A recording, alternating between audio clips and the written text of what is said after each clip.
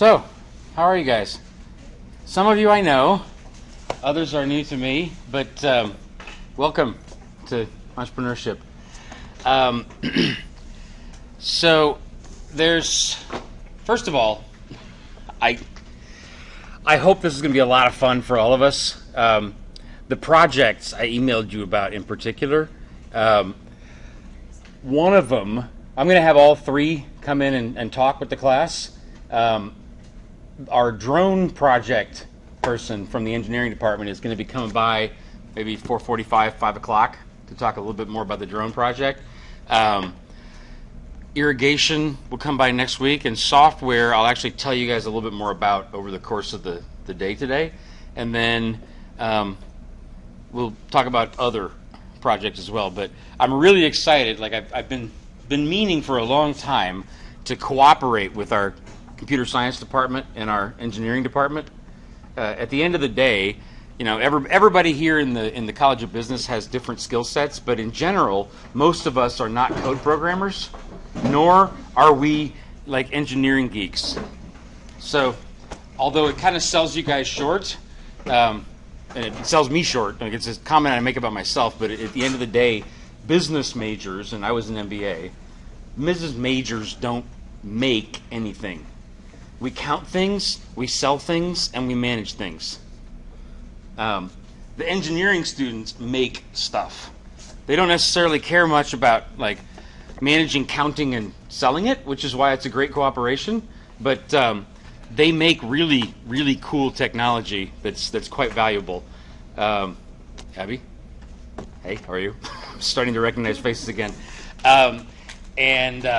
The computer science, I've been wanting a long time to like have a cooperation with the CS department because there's so many ideas that students in this class have for apps, so many ideas that colleagues or contacts or business associates of mine have for apps, and you know we can do a lot to like size the market and talk to customers and stuff, but at the end of the day we can't actually program the code to make the damn app, and our computer science students can. So it's going to be really exciting cooperations this quarter. It's the first time we've ever done this across the campus. So we'll get to that a little bit later in the hour today. Basically, first half, more or less, I'll talk about the syllabus, the structure of the course, grading and stuff like that, and then second half, kind of do an intro, 30,000-foot view of my approach to entrepreneurship, my view of what going from idea to actual new business is all about.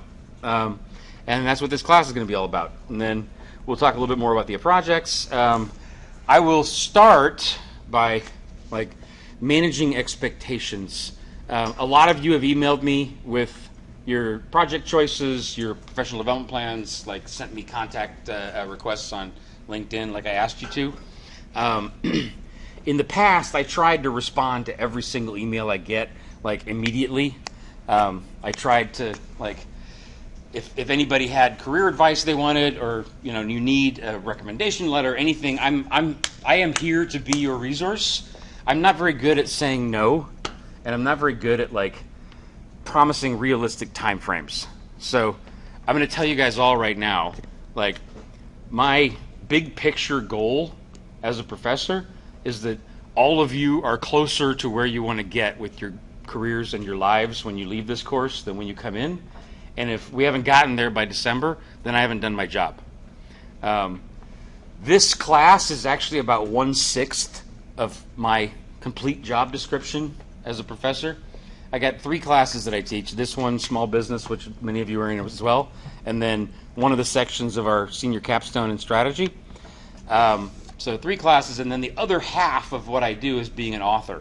So, like, I have shortchanged the author time too often in the last 2 years, so I got to be a little bit more like careful of that in the future. But as we go through the syllabus, my cell phone is in the syllabus. Like, you guys are welcome to text me, call me, email me. I have the ability to like remote desktop with you, just like the IT people do. So. You're welcome to come down to my office hours anytime. It's basically directly before this class and directly after this class. If we can't find a time during my office hours, then we'll make it work somehow, but it may take a couple days till we make it work. And I'm not going to promise that I'm going to respond to emails right away. But that doesn't mean I didn't get them. It doesn't mean that I'm not like dealing with things. Okay, so just to manage expectations, we're going to try and do like the most amazing stuff possible with turning new ideas into new ventures in this class. But we're going to shoot for the stars, and sometimes we may end up like actually hitting the top of the grapevine rather than the stars, but we're going to give it our best shot. I just want to manage expectations a little bit on how my time management is going to be. Okay? Cool. So that being said, let me get into the syllabus and then the slides, and then we talk about the projects a little bit. FYI, it doesn't always work, but I try to record every single one of these lectures. So everything that's said in the room, as well as all the stuff that's on the screen, I record everyone. You can see here at the bottom, it's recording right now in Camtasia. I post those to Blackboard after each class, so if you miss something, you want to go over it again, whatever, you can always just go back and look at the podcast of the lecture. Sometimes there's a corrupt file, or I clicked the wrong button. Like, it doesn't always work, but in 2016, there's actually no reason why we shouldn't have like complete audio-video recordings of every lecture. So you should have those, and so far so good on today's recording. Going to Blackboard. Oh, look, there's finally a new picture on the CSUB homepage. That's nice. Oh.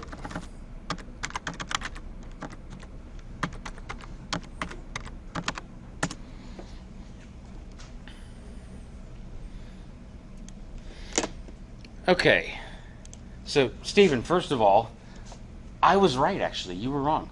I told you I might have made a mistake. I thought for sure I did, but I just wanted to follow up. I did check, and the correct syllabus is posted here. So, yeah, maybe I just did it wrong. It's okay. So,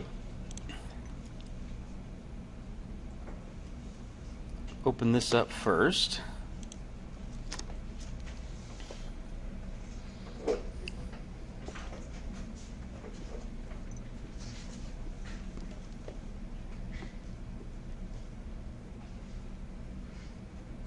A little slow. Very slow, huh? So this is Microsoft Word. It's part of the Office suite, and it's opening right now. There we go. Okay.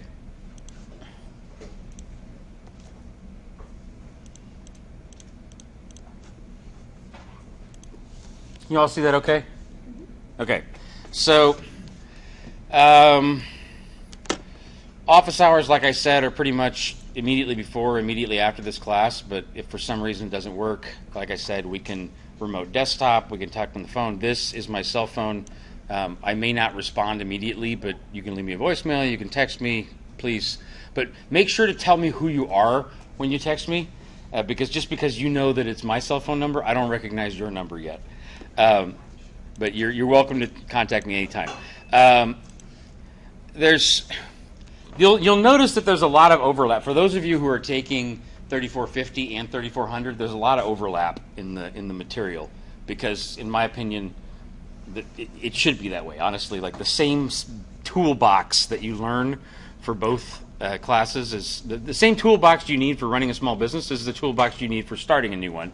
There's just a couple of additional tools and a slightly different twist in this class. So the biggest difference between the two classes is we're going from an idea that doesn't actually exist as a business yet to an actual new viable business idea in this class. In the small business class, we're going from an existing venture and we're building something on top of that. So that's the main difference. But you'll notice here these first two items are a bit different than the small business management syllabus. Really having an entrepreneurial perspective about identifying opportunities, about what does it mean to go from idea to new venture, because that's something very different than building on an existing small venture. A lot of those tool sets you use are the same marketing skills, the same web development skills, the same the same like finance and resource acquisition skills, outreach to investors. They're the same skills, but recognizing a good new idea and understanding how to take that from an idea in your head to something concrete is different and unique to this class. And we'll have a specific lecture on that. Same thing for actually, I'm kind of talking about point 2 there. Point 1 is really about it's about understanding your own personal profile a little bit, of risk taking, of what your goals are eventually for starting your own new business, or working with another new business, or within an existing venture, just generating a new idea, a new product, a new division or department that didn't used to exist. That's just as entrepreneurial as starting a new company. But understanding how your own brain works, how your own personality type is, and how to minimize your weaknesses and maximize your strengths from an entrepreneurial perspective. We'll talk about, like I said, the process of actually taking an idea and turning it into something concrete. And then the rest of this is very similar to what I talk about in small business management. The difference here is really in how we're going to be doing the homework and the deliverables. You guys are basically going to be putting together different modules of a business plan. And by the end of the class, you'll have a whole bunch of different business plan elements. Assuming that we actually get a bunch of dogs that'll hunt, basically, out of these ventures by the end, I will disappoint you now. We're going to go through this in the lecture slides later. You probably end up, if any of you keep going with the venture afterwards, and you sign a contract with your colleagues in the engineering department, and you guys open up a company and all of the above, if you actually go through with all that, I warn you that you're probably going to only use 10% of all that homework and hard work that you did to prepare. But the issue is you don't know which 10% you're going to need. The other 90%, you're going to change, you're going to have to do something new, but you never know which 10% you're going to need until you need it. So the more preparation you do ahead of time, the more likely it is that you're going to have prepared for whatever part it is that you actually need. So difference here is we're putting together a business plan, and we're going to really do every element from marketing, so from a product prototype to web development to initial alpha and beta customer outreach to analyzing the competition. We're going to do each and every element. In the small business class, for those of you who are already taking it or who have not taken it and are thinking about taking it next semester, sometimes we go in depth on just one or two of those elements. Not all ventures need all those things. Sometimes we just focus on investors. Sometimes we just focus on marketing. It depends on what the venture is. So in this class, we're doing all of those elements. Objectives-wise, basically 5 of them, as you can see here. In every single one of my classes, with a little bit different twist, it's extremely important to me that each of you are the best professional product you can be when you leave my class. So that's why I do the LinkedIn profiles. That's why I do the professional development plans, because I want to know, first of all, where are you going, and I want to know how are you representing yourself right now. And over the course of the semester, depending on what you have in your LinkedIn profile and what your goals are for your career, I will give you some tips and additional suggestions on how to package that to maximize the chances of getting to where you want to go with your life and your career. So first thing is developing that plan and profile. Second, like I said, is actually putting together a bunch of elements of a business plan.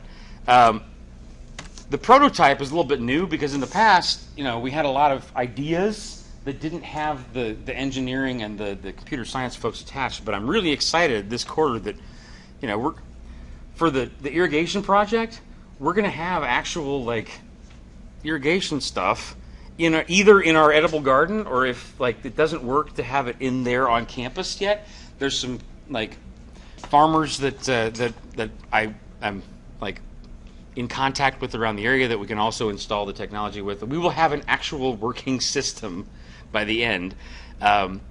And we'll have a prototype of it as soon as possible. Same thing with the software development, same thing with the drones.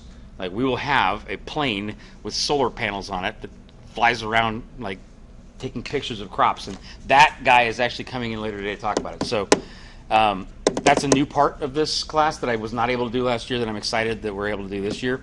And then opening relationships with beta customers, opening relationships with advice contacts. So for each venture,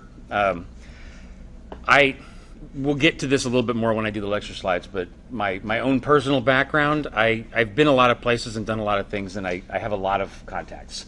So depending on what the venture needs, an important part of this class to me is putting you in touch with other people who have been there and done that already, and those people continue to be available to you as mentors and advice contacts after the class is over too. So an important value is making sure that I put each of you in touch with some folks in the entrepreneurship community that are familiar with similar types of ventures that you can keep in contact with in the future. And then same thing for beta customers. Like, it's incredibly important to my perspective of entrepreneurship that we'll get into more in the slides, that you talk to customers first rather than second.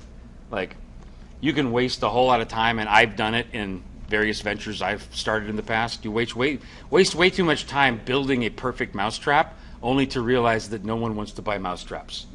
You know? So, like, the sooner you talk with customers, the more you realize, crap, like, let's not do that. We got to go this way. And it's very important to me that everybody is reaching out and talking to customers as much as possible. So, grading. 200 points for participation. I'll get into the details of how that breaks down. You're going to turn in drafts of your business plan. There's 9 different drafts, each of which is worth 50 points. That adds up to 450. And it's basically a good, medium, bad scale. I ballpark things. But the more important thing is that you turn it in. Hey, you're earlier than I thought, man. Yeah, me too. Awesome.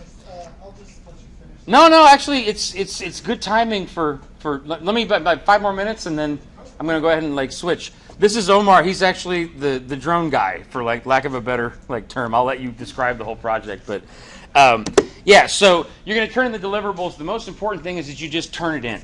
You know, I want you to get it turned into me sooner rather than later, so that I can actually do markups and tell you, hey, change this, fix that, go in a different direction. So even if it sucks, you'll get half the points anyway, just because you turned it in on time. And then I'm having you turn it in earlier as a draft so that I can tell you what I want you to fix. And then that comes to the final business plan, which is 250 points, and basically is, did you do what I asked you to do in the edits to the draft? That's basically what it is. And then finally, you're going to do an elevator pitch at the end, which summarizes the attractive things about the business opportunity. But I'm going to have you do it in a video presentation rather than in class. Increasingly in 2016, we live in a increasingly virtual world. And hang on one second.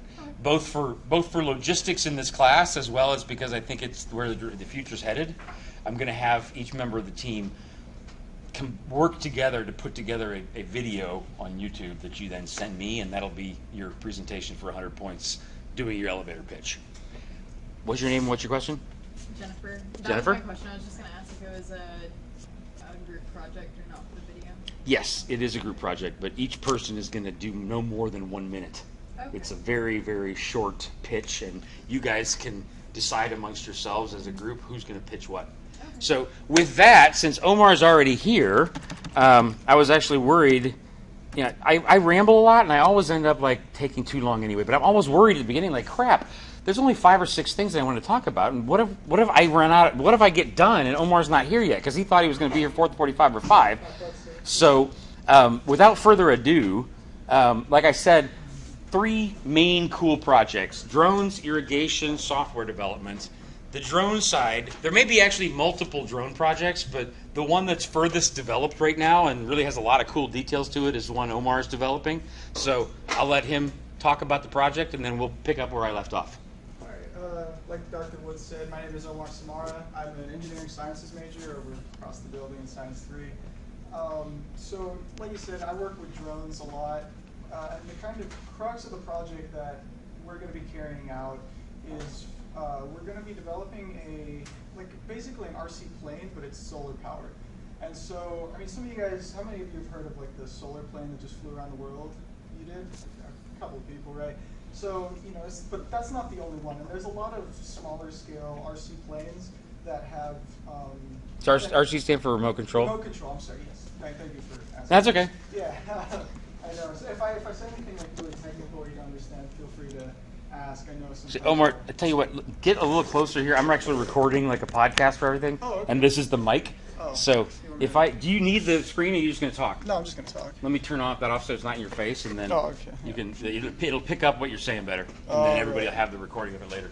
Okay, so so again, if I say anything really technical that you don't understand, feel free to interrupt me and ask. I know sometimes as an engineer we get carried away with sorts of acronyms and scientific terms. So, but anyways, so we're going to be integrating solar panels onto an RC plane. Now, one of the main things in agriculture, which is what I do a lot of my work in, is there's a new field of technology called remote sensing. And the idea is you're using things, well, it's not a new technology. They've been using it since as long as they've had planes and satellites. The idea is instead of like putting a thermometer in water to measure the temperature, instead you have like a laser on a satellite in space that measures temperature somewhere else. I mean, it's a little more advanced, but there's a lot of advantages to that. And so what you'll see a lot with agriculture, they'll use like drones, like those multi-rotors that you often see. They'll put cameras on those and they'll take pictures of them, and they'll compile those pictures, they'll process them and stuff, and they can get something called NDVI, which is a type of picture index, and depending on the color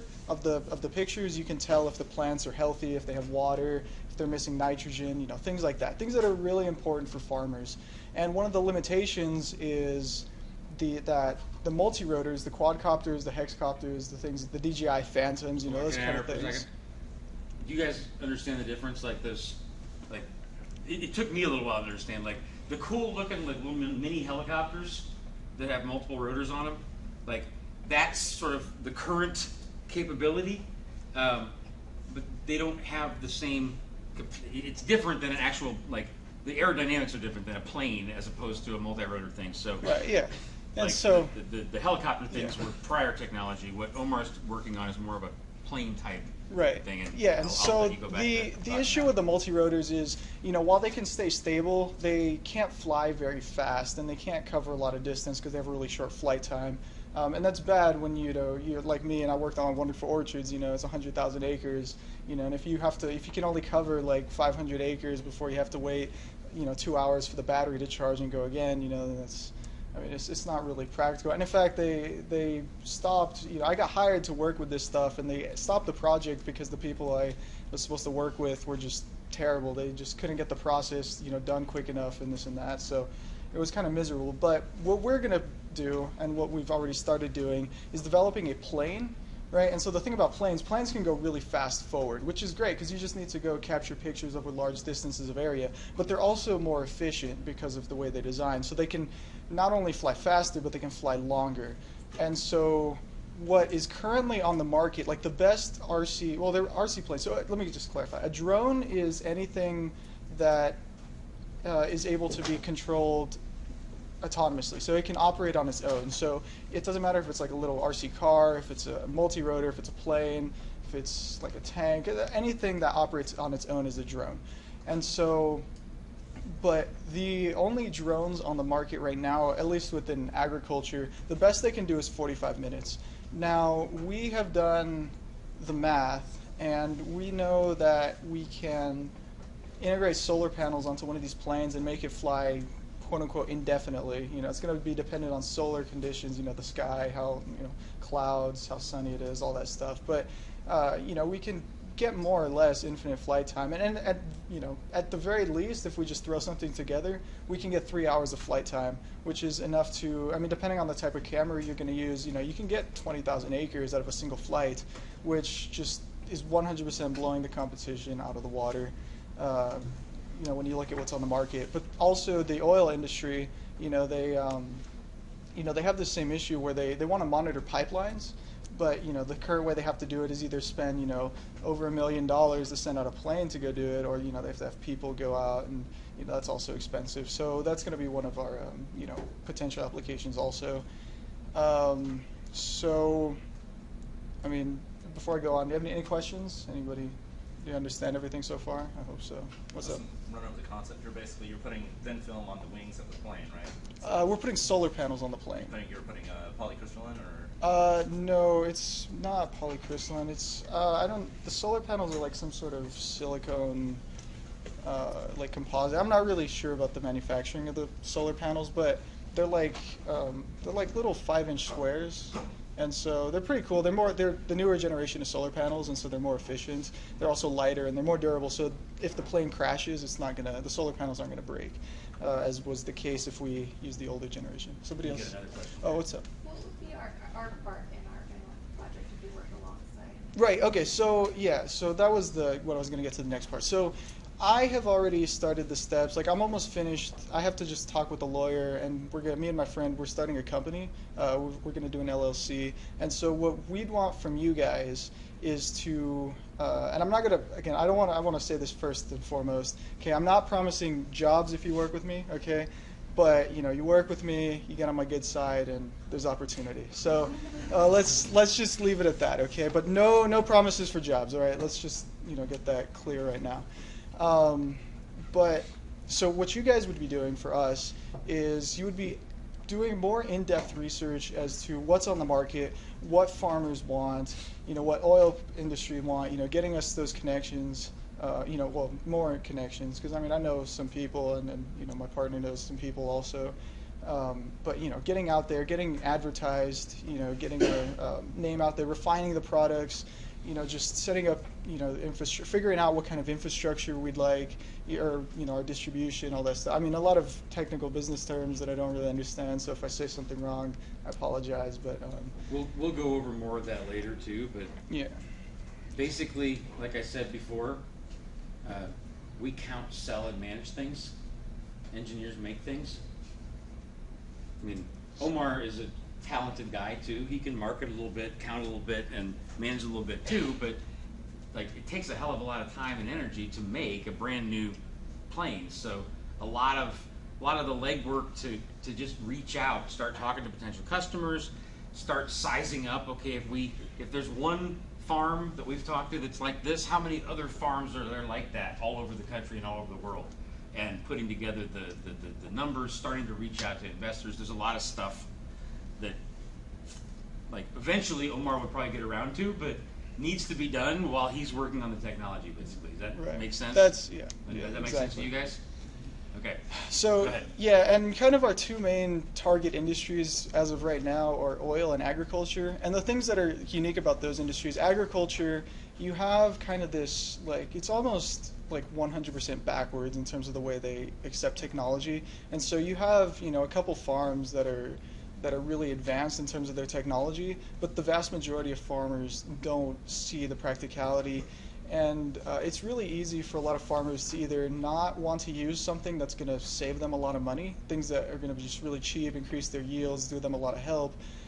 And at the same time, it's also easy for them to fall victim to really dumb, useless technologies that are super cheap to produce, but only one company is in the market that really produces it. And so they spend extraordinarily large amounts of money for extremely simple technologies.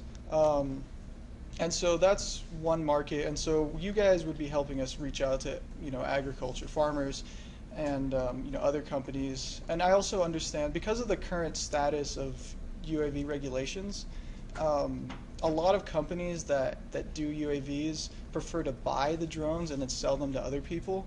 And so us, from my perspective, we have the capability to actually design and manufacture these drones to people's specifications, which most people don't. So we have a significant advantage there. But then the thing with oil also is, they have a lot of really smart people, but when it comes to technology, a lot of drone companies right now are filled with PhDs. They're all PhD staff. Every single person on the team is a PhD. And yet they still have problems reaching out and marketing to people because they just don't know how to communicate these ideas. And and the thing with oil is we can also, for their needs, we're able to produce some, because we understand the technology, we understand what they want, we're able to produce something that they will find useful. And because of the nature of oil, there's a lot of money to be made there. So I feel like I didn't really explain that well. Did that make sense? I hope so. All right. So, I guess, yeah, that's pretty much it. Any questions? What's up? How far along are you guys in phases of the project? So we just finished we just built a second prototype plane. We have finished designing it. We were going to build it last week, but then, life happened and we got a little sidetracked. But so we should have the third prototype soon, and then we're actually going to, but that's like just so we can refine the aerodynamics. We're also, over the next few weeks, I have to finish like the proposal, I guess, but once we finish that in like probably 3 or 4 weeks, we're gonna buy another plane, like just one off the shelf, like an RC plane off the shelf. We're gonna integrate all the electronics ourselves, like so we can focus on just the electronics aspect, and then getting the solar panels integrated onto that, and doing that. But we have like the flight controller, like the part that makes it the drone, the brain of the operation. We have that pretty well figured out. Getting the solar panels to charge the batteries in flight, that's kind of our biggest technical challenge right now. We get the aerodynamics, we know how to construct the plane, we know how to put it together, but with everything else, like we've been, like, this stuff has just really clicked for us.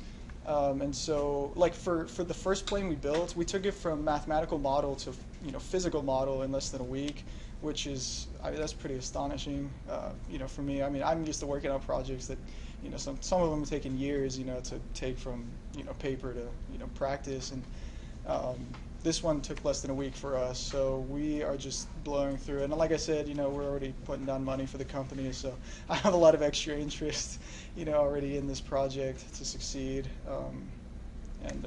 Yeah. Okay, any more questions? Did I answer your question, first of all? You did. I have just one more. All right.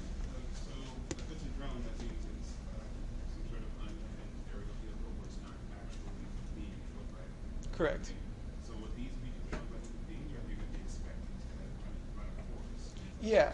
So that's going to be one of the things that we'd have you guys kind of, because we can do it either way. We can make it where, like, because of the way the law is set up, like, if you're flying it just by yourself, like, if it's for commercial purposes, you're basically unrestricted. I mean, you can't fly around airports and stuff, but that's how it's always been.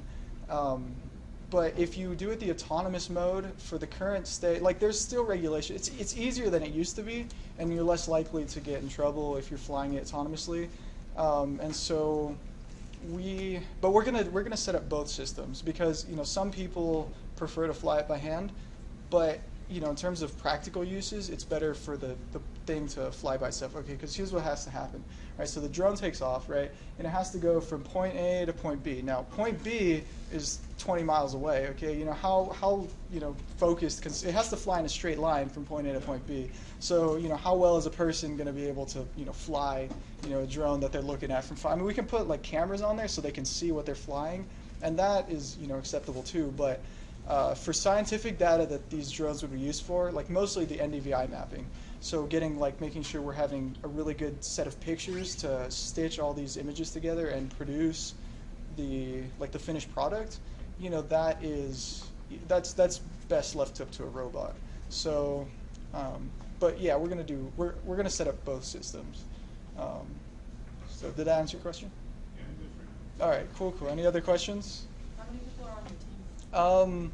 So me and my partner, we are working on this together, like independently, but I also have 4 other engineering majors working on it because I'm also doing it for my senior project, and I have 4 other guys working with me for that. And then I have like 2, I don't know, there's people that come and help me sometimes with some of this stuff, so it's like 7 people, on average. More, I mean, sometimes 8 or 9, but usually 7. So that's any other questions?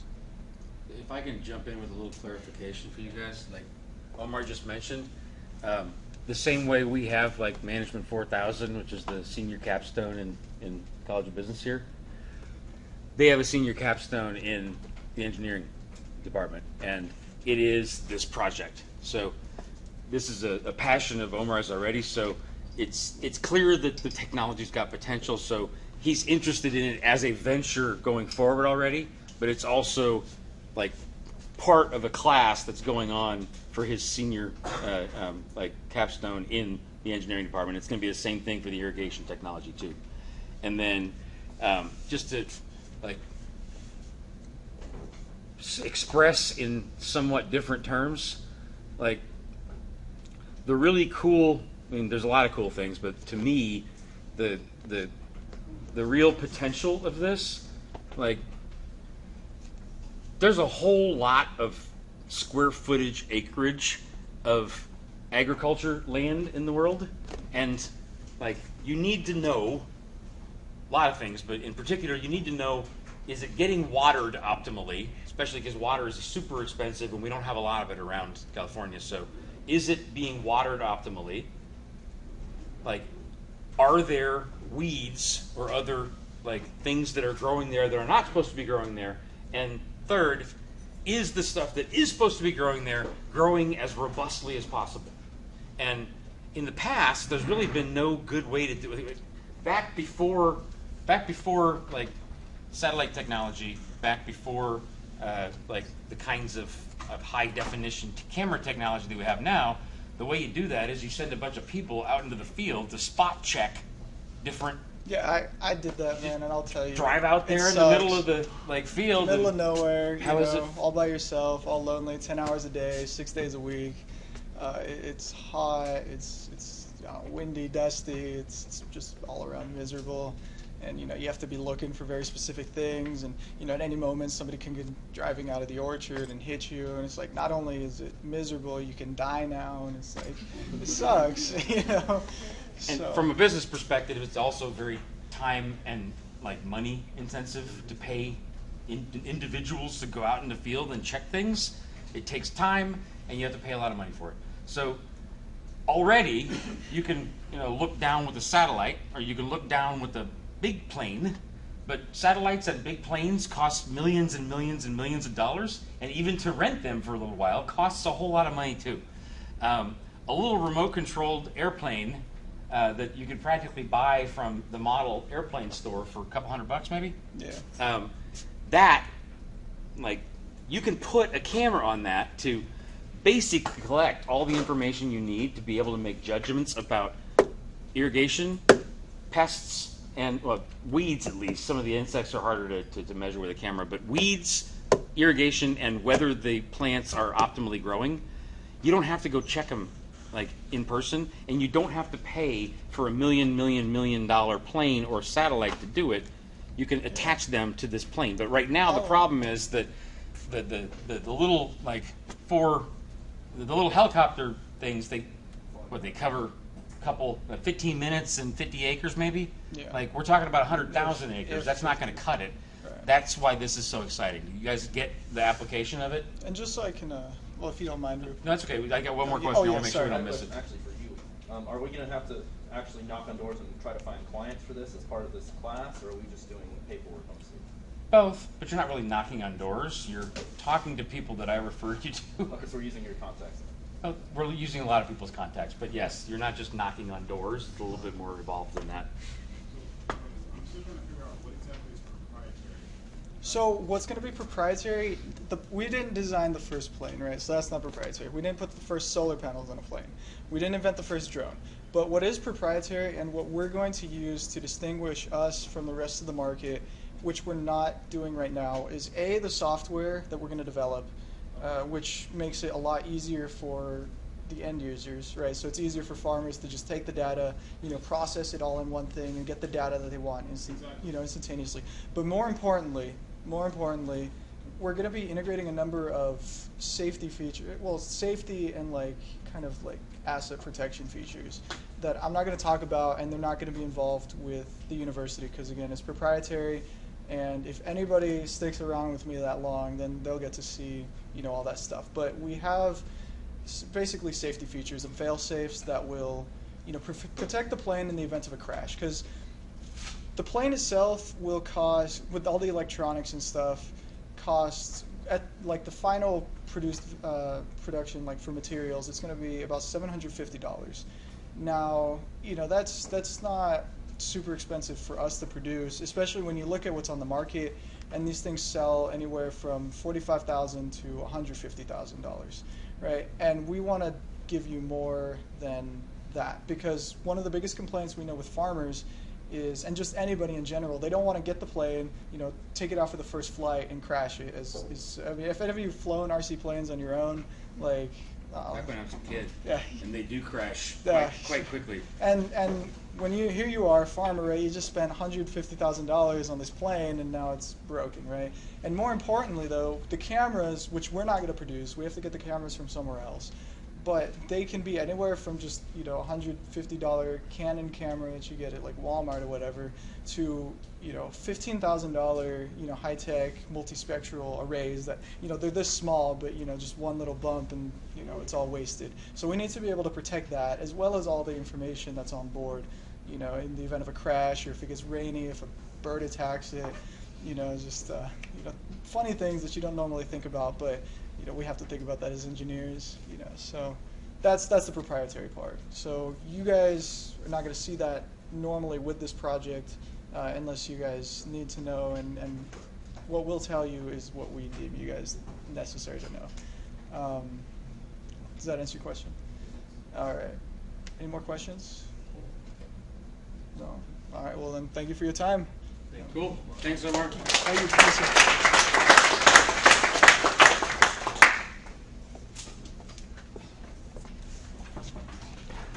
Okay, so picking up where I left off, that's one of the three main projects, and I list in an other category on purpose because,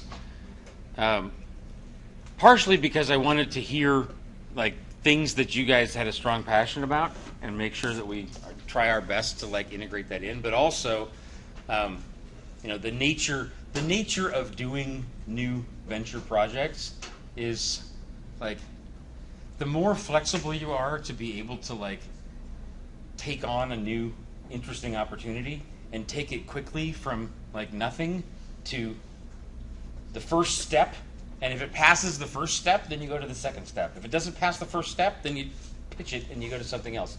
There's going to be projects that come up from various companies around the Bakersfield area, other contacts that I know, that will come up over the course of the semester. Some of them be small, some of them be dogs that won't hunt, some of them be dogs that will hunt, and we don't know until we start. So there's going to be a little bit of flexibility in the projects, but I want to make sure that we have a core team on each of these three projects: drones, irrigation technology, which a guy named Garrett, another senior from engineering, will come in next. I think he's coming next Tuesday. I have to check. And then the software project, I'll talk a little bit more later. We have a little bit more say in what we want to do software project-wise. So I want to make sure we've got teams on all three of those, and then we'll have some other stuff come up over the course of the quarter. Does this make sense? Okay, so I just got done talking about the graded elements, so moving forward from there. There. No. Why is this not working? Well, you guys can't see it anyway, but my screen's frozen too. At least it's still recording. I mean, it's recording nothing, but it's recording my voice, and like, there we go. So I just put the display back on. Oh.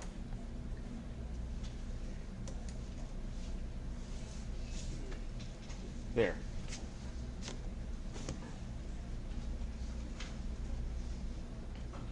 I have a quick question about Yeah. the video business. Go ahead. You said that was a team effort. Yep. What if you're in the process of starting a business and you don't want to work with a team? I already have a partner. I'll deal with it on a case-by-case basis. Logistically, I've had like 20 different projects in the class before, it becomes completely unworkable for me. But like, talk to me about like your project, and we'll deal with it. Okay. Does that make sense? Yeah. Okay. Okay. Getting back to the details here, and then like we'll deal with it one way or another. Okay. So participation. Before I forget, I'm going to pass this around.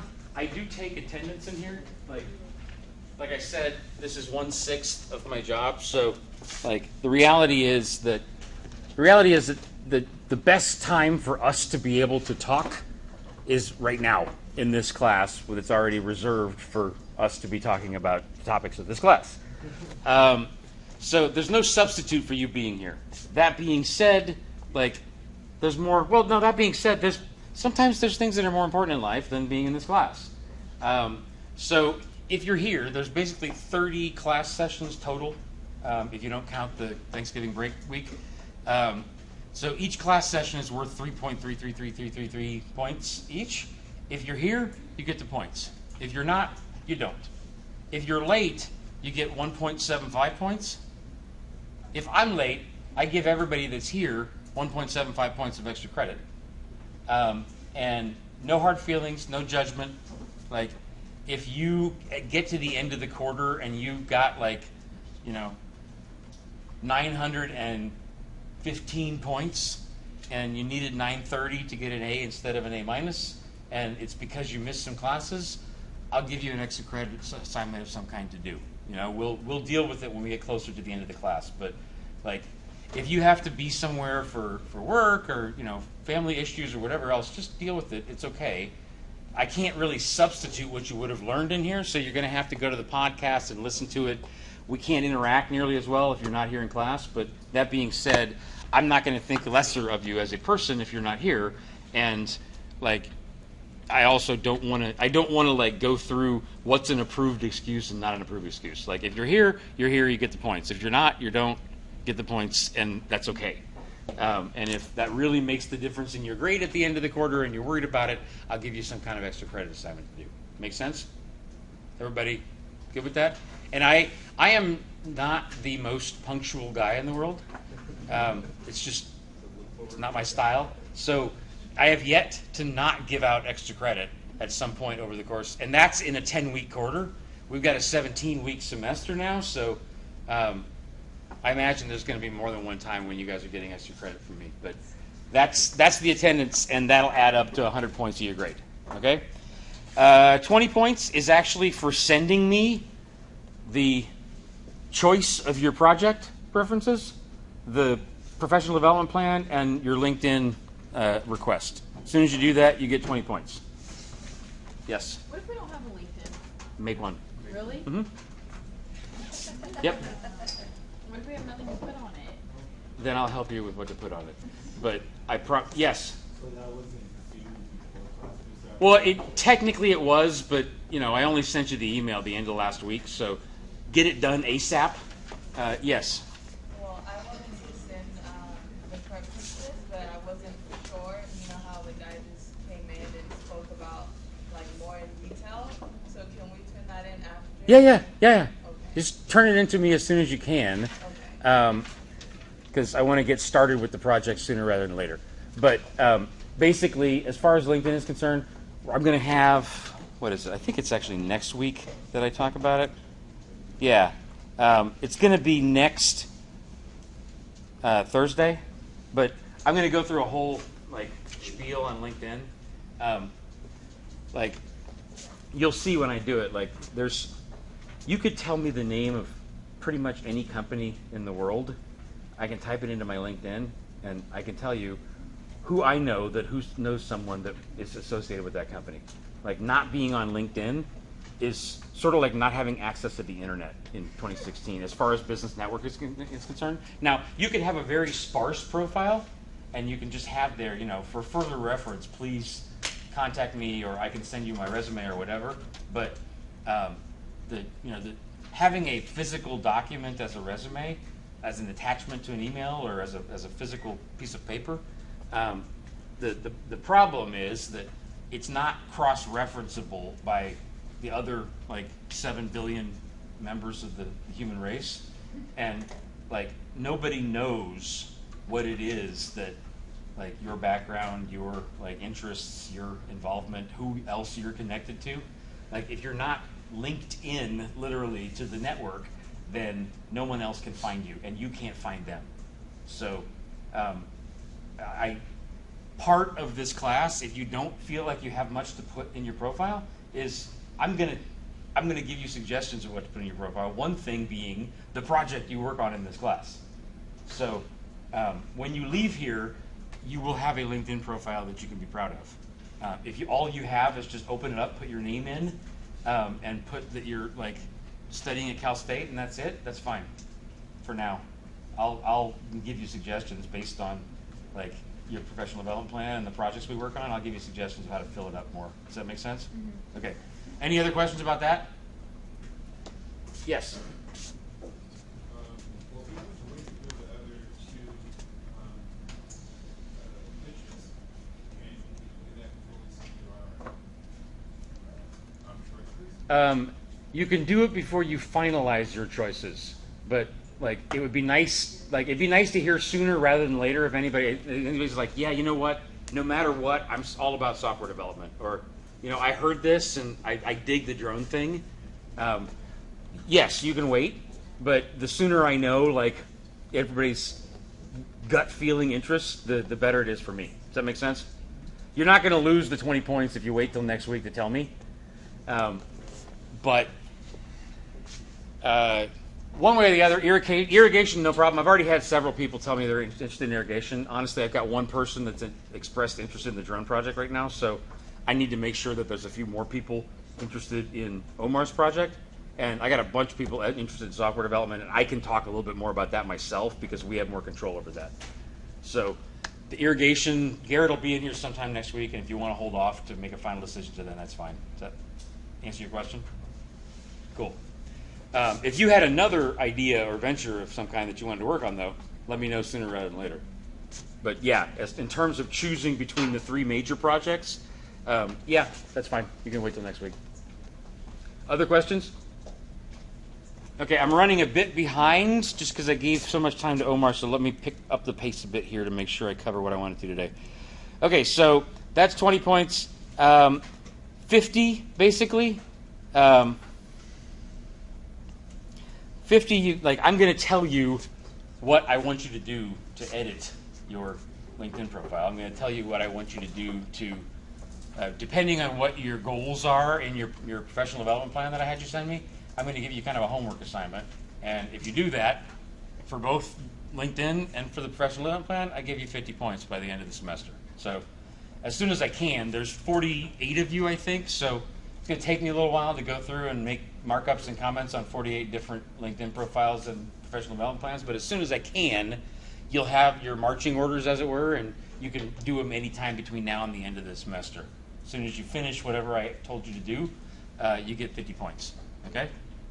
And you get 20 points just for sending me the initial plan and the initial LinkedIn request, even if it's like your name and nothing else in the profile. That's fine. And then 30 points, we're going to have some guest speakers later in the semester. And depending on what your career goals are, one of the things I'm going to give you as an assignment is I'm going to refer you to somebody in my network that's going to be a good career contact for you. And once I know who the guest speakers are, I want you guys to write up questions for them beforehand. And I want you to actually follow up with the people that I refer you to, because they're busy, and if I refer students to them and they don't actually follow up, then my contacts are less likely to want to help other students in the future. So that 30 points there is for writing up the questions for the speakers and closing the loop with whoever I refer you to. Does that make sense? Okay. Like I said, your drafts of your business plan deliverables, they're going to be due basically in successive weeks over the course of the semester. Don't worry. The product service prototype is not entirely dependent on you. It's dependent on the engineering students and the software students too. But one thing is going to be a lot of fun. is pushing Omar and pushing Garrett and pushing the code programmers. Like, I want something next, even if all it is like you can turn on and say, hey, look how far up look how far up the meter went on the charging from the solar panels. I want something that's a dog and pony show that we can show to people as soon as we find people that are interested in the technology, and pushing them to have something ready sooner rather than later. It's not entirely up to you, but I am gonna have that be part of it. But basically, if you do what I asked you to do, you get 50 points. If you did pretty good job, but you left something out, kind of half-assed it a little bit, it's 45. And if you just mailed it in and you're missing something major, you get 40. Okay, but that's still 40 out of 50 as long as you turned it in on time. If you didn't, I'll take another 10 points off for it being late.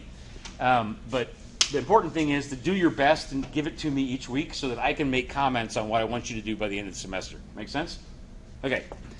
So you'll see all of these things. We'll talk about them in successive weeks. And then the final business plan is basically, did you do what I asked you to do for each of those 9 deliverables? If you did, cool. You get the full 250 points. If you didn't do something important that I asked you to do, I take off 20 points for each of the 9 elements that are missing something major. Okay? Make sense? And then finally, the video presentation. I will, some of you are more comfortable than others in putting together a composite video presentation.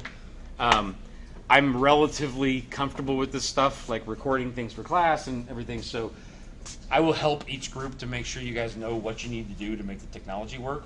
Point here is, you're not always going to be able to be in front of somebody face-to-face to pitch your ideas in the future, but it's really easy to talk with them on Skype or to put together a recording like this. So this is still an elevator pitch, though, so I want no more than 1 minute from each group member. And this is quickly, the main things that are exciting about the customer base is there are, 5 million agriculture companies in the world that are over 100,000 square feet or square acres. This equates to so many billions of dollars of potential market. We estimate we could get 5.3%. Bang, done. It's very, very concise. It's basically what you can tell somebody in the length of one elevator ride. So it's going to be on video, but it's very, very small amount of presentation time. Make sense? Okay. That's that. Let me scroll down here. This is basically how the schedule's going to go. Background goals email. Actually, that's a little bit different than how I did things in the past. That is also your draft entrepreneurial career plan and profile. So, what I asked you, if you send me your LinkedIn profile, your professional development plan, and your selection of a project, get it done as soon as you can. That's actually sort of due twice here. That's all part of the same participation part of your grade, okay? It's an older version of the syllabus that I forgot to update. So anything that's due is due here. Normally, I like to have you guys submit things by 11:59 p.m. on Sunday, before the week that it's due. So basically, the first thing other than just sending me your LinkedIn profile contacts and your professional development plans, other than that, the first thing that's due is a prototype in the middle of September. And your part of that is basically going to be pushing the engineering and the software students a bit to get what I think is realistic for you guys to get from them, and then representing it well, whether it's in a web page or a brochure or something. You're going to basically summarize the state that they're at with things. And that is going to be due, like I said, middle of September. But what I'd like to have, and I'll explain to you what I want turned in as a document. I want it, so these are Tuesdays, so 12. Sunday, the 11th of September, by the end of the night, I want each of the groups to have sent me what I asked for in terms of the representation of the prototype, okay? Doesn't mean you have to wait until the end of the day on Sunday. you want to like strictly observe Sunday as a Sabbath or whatever, like I'm not asking you to work on Sunday. I just need it by the end of the weekend. So if you want to get it done earlier, if Saturday is the Sabbath instead of Sunday and you don't want to work on Saturday, I just need it by the time the weekend is done. Okay? A lot of times for my personal work habits, anything I'm not able to get done during the week, I find some time on the weekend to finish. But you don't have to do it on the weekend. That's just when it's due each week. Make sense to everybody? Okay. So you'll see here, one week the prototype, next week the website, customer. We'll talk about it each week. And basically, this week I'm going to talk about introductory stuff, and whatever we're not able to get to by 5:15, I overestimated. Like I was worried that I wouldn't have enough material for today. It never ends up being a problem because I will fill whatever gap there is by just blabbing more. So whatever I don't get to, we'll keep going with on Thursday because there's not that much material that we need to go over on Thursday. But this is basically introductory stuff all week this week.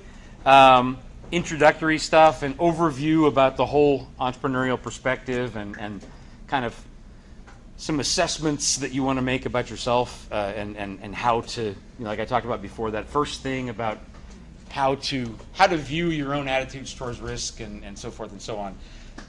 Then we'll get to a whole lecture just about the LinkedIn and professional development, and then after that we'll start doing lecture discussion. So as of September, we'll have one lecture, and then we'll have a discussion about the drafts that I had you turn in the previous week. Okay, so if you turn the drafts in by Sunday night, then that following Thursday, I've had a chance to look over them a bit, and we can then discuss, and I can give some pointers and tips and stuff about edits that I want people to make. Make sense? Okay, that's how the semester is going to go. Everything's in there. Let me dive in briefly to the slides, and then I'll, yes? We're going to turn that in after. It's a group project.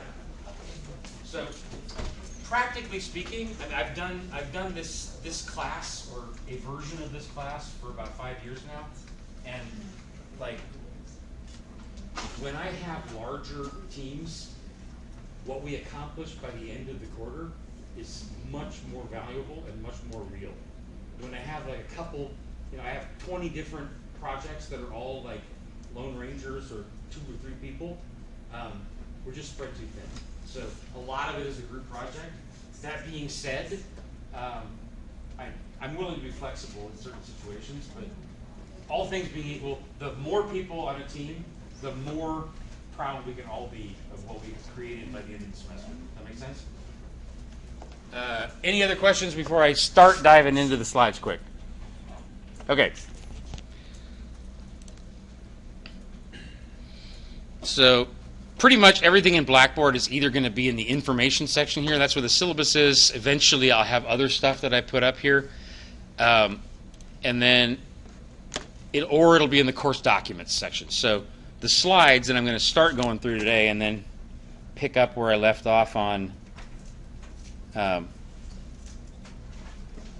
Thursday.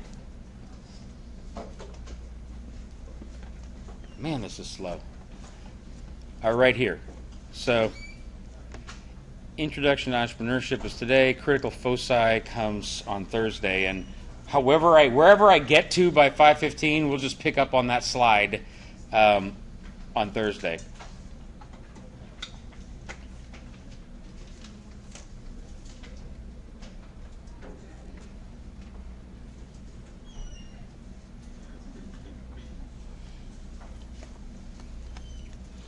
So while that's opening, since for whatever reason this desktop is painfully slow, let me talk about the software projects for a second. So the advanced software engineering class in our computer science department is partnered with us for this project. And they don't have any particular app ideas right now. Like some of them have more idea than others, but there are 2 projects that the professor suggested would be interesting. One is basically a project together with one of the professors in our poli-sci department, which is basically to develop a game that helps with teaching political science topics. That's one app. The second app is from actually somebody in our student services office, and it basically is an app to help you find gas stations that are close to where you have to drop off your rental car. And then there's a third app that hang on, I don't have the list in front of me. Who is it? Pfeiffer, right? That's you? You talked about virtual reality? I love it. I think we should do that too. But I'd like to hear from you guys. I have a couple of other software development people that I know from my own contact list. I want to develop a short list of maybe 5 to 10 potential app projects. 3 of them I just mentioned, including Jennifer? Julia. At least it starts with a J, right? I'm sorry. I promise I will memorize everybody's faces and names by the end of the semester. Julia, I like that idea. So we got 3 ideas right now that have to do with software. Virtual reality for planes and surgery, stuff like that, to learn better, if I understood correctly. A particular game for learning political science topics in a university environment, and then an app basically that helps you find gas stations that are close to where you drop off the car more. But I'd love to hear from everybody that's interested in software projects, what other app ideas do you think would be interesting to work on? I'm going to talk to some folks I know in the software world as well, and by next week, we're going to have a list of potential apps.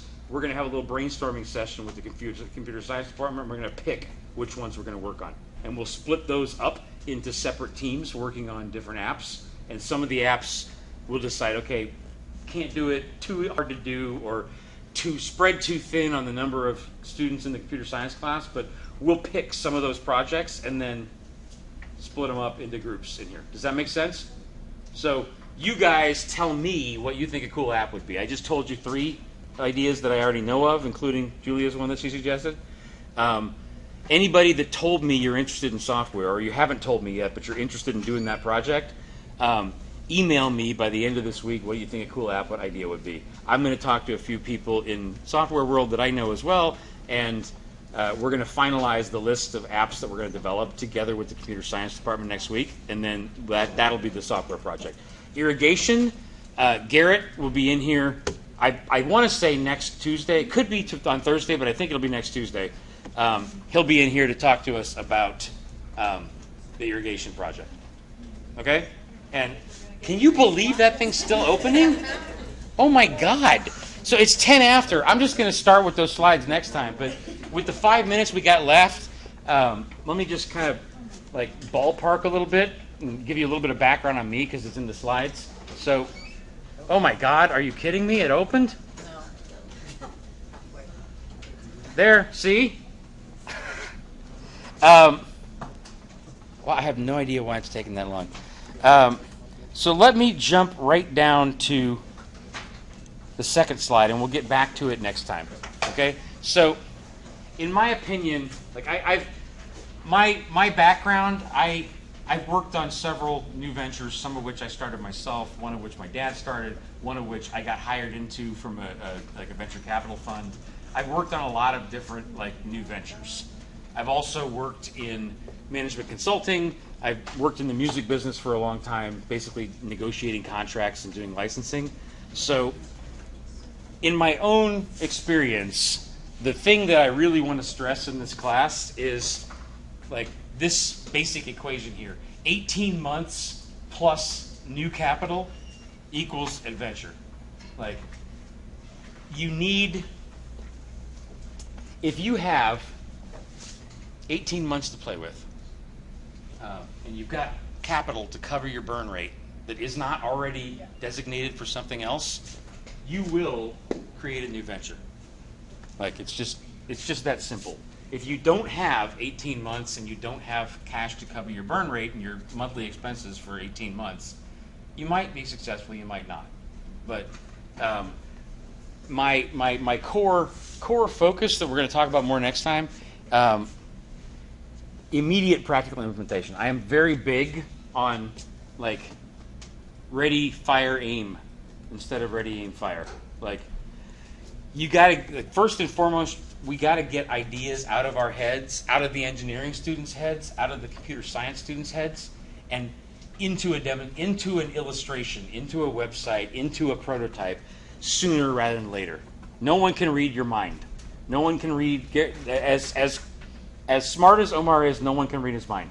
Like, the ag companies out there need to see illustrations of this stuff, and the sooner you get something, the better.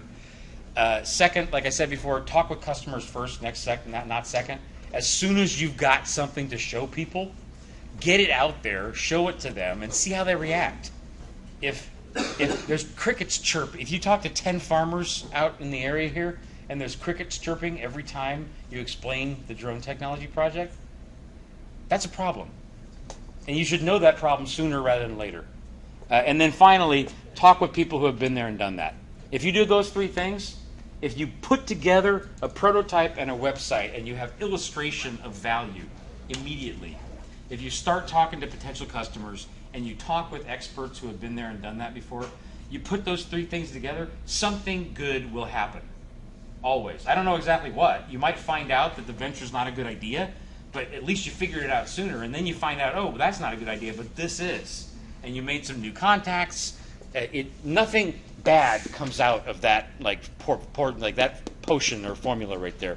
And then finally, differentiation and modular business plan. Like I talked about before, all of those 9 elements that I'm going to have you develop as your homework for this course, basically, I bet you're going to use half of one of those if the venture actually goes forward. But you don't know which one it is. So the more prep you can do, the more capable you are of having like 20 different potential things you can pull off the shelf. And whenever somebody comes up to the bar and orders something, if you've got 150 beers on tap, chances are they're going to want one of the ones that you have. If you only have 3, you might not have what the customer wanted. So this is all modular, though. It's element by element, and sometimes if you talk to an investor, that investor might just want to see your customer profile.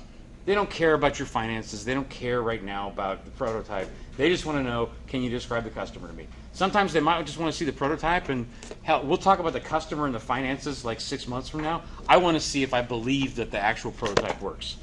But you don't know which one it is. So having it modular rather than having a big, long, traditional business plan that's like 100 pages long, much more flexible, much more realistic for talking with investors. And then finally, we'll talk more about it next time, differentiation. Especially when you're going from a new idea to like concrete venture, like the competition, there's always competitors out there for everything. Like the competition is much bigger than you, they're much stronger than you, and they will eat you for lunch if you don't build a better mousetrap. Like the only way you're possibly going to survive and like get a new idea to become reality and not just be a flash in the pan is if you build a better mousetrap and you're different than the competition. Because I promise you, like thinking you're going to work harder or thinking you're going to have a cheaper cost, like no, like the competition will wear you down. They will punish you, and they have more resources. They have bigger guns. They have like stronger muscles. They can run faster. They can fly higher. They can do everything better than you. So you have to really design a different way of doing something. And that's where I'll leave off for today. We'll pick up there on Thursday. And who's got the sign-up sheet? I need that back. I wanted to add the class. Did you? Yeah, I haven't added it yet. Yeah, I dropped finance. As a Where's my sign-up sheet? Okay, cool. Awesome. Yep. Yes. Okay. That's okay. Do you have 5 minutes for me to set this up? Yeah. Real quick? Yeah. Okay. Hang on. Let me actually finish recording.